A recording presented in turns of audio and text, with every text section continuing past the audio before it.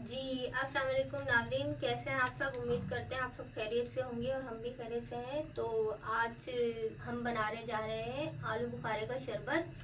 क्योंकि आपको पता है पाकिस्तान में, मिडिल ईस्ट में बहुत ज़्यादा गर्मी हो रही है, टेम्परेचर बहुत हाई हो रहा है और लोगों को गैस्ट्रो की प्रॉब्लम, उल्टियाँ वगैरह इस तरह की बहुत कंडीशन चल रही है। खाने का दिल भी नहीं करता।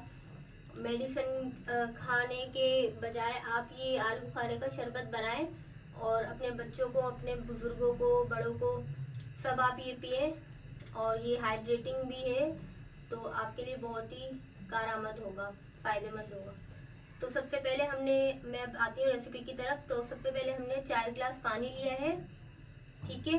4 गिलास पानी को हम बॉयल दिलाएंगे।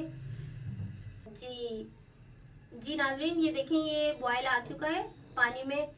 अब जैसे ही उबाल आएगा तो ये देखें, ये मैंने 250 ग्राम आलू बुखारे लिए हैं जिसकी मीठी चटनी बनती है। ईरानी आलू बुखारे कहलाते हैं।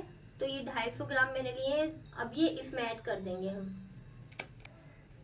जी, ये देखें, ये हमने अपने 1 पाव जो आलू बुखारे थे ये इसमें ऐड कर दिए। अब हम इसको डालने के बाद 2 मिनट पकाएंगे कवर करके। ये देखें, ये 2 मिनट तक हमने उबाला है। इस तरह 2 मिनट तक बॉईल करेंगे इसको अच्छी तरीके से। ये देखें, फिर इसको अच्छी तरह मिक्स करेंगे और फिर हम 2 मिनट बाद बॉईल देने के बाद चूल्हा हम अपना बंद कर देंगे। इसको ढक कर रख देंगे। ये देखें, ये पूरा कवर, ये ढक्कन पूरा नहीं करिएगा। या फिर आपके पास कोई छन्नी हो, आप छन्नी जो स्टील की आती है वो रखें, ताकि ये जो है ना, इसको फिर ठंडी जगह पे रखेंगे। ये 1 घंटे तक हम इसको इस तरह रखेंगे ताकि ये ठंडा हो जाए इसका पानी, और आलू बुखारा जो है ना वो भी नरम हो जाएगा। ये देखिए नाज़रीन, ये देखिए, ये वाली छन्नी की मैं बात कर रही थी, आप इसमें ढाकिएगा जब ये ठंडा होने के लिए रखें। अब ये देखें, ये मैं आपको दिखाती हूँ। देखिए, इस तरह के ये फूल गए हैं। अब हम इनको ये देखें, ये फूल गए हैं। अब हम इनको हाथ की मदद से इस तरह अच्छी तरह मैश, जैसे होता है मैश करके इसका पल्प निकाल देंगे और ये फिर बारी बारी हम इसमें डालते जाएंगे, ठीक है। इसी तरह हम सारे कर लेंगे। अच्छा, ये देखिए, मैंने इसका पल्प निकाल लिया है। उसके लिए आप अपने हाथ जो है ना अच्छे तरीके से धो के फिर आप ये काम करिएगा। ये पल्प निकालिए और ये रहा उसका बाकी पानी। अब हम आएंगे इसके मैरिनेशन की तरफ।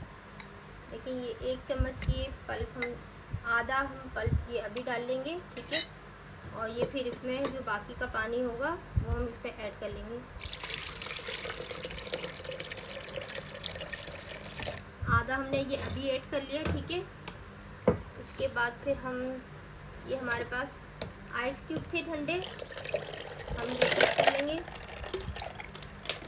आधे अभी और आधे बाकी बाद में। और फिर हम,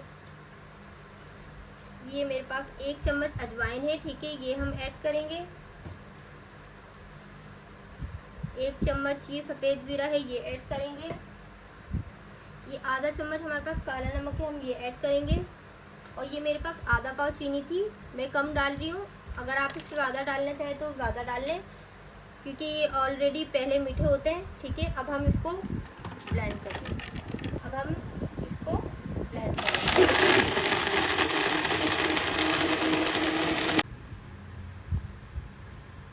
ये अब आपका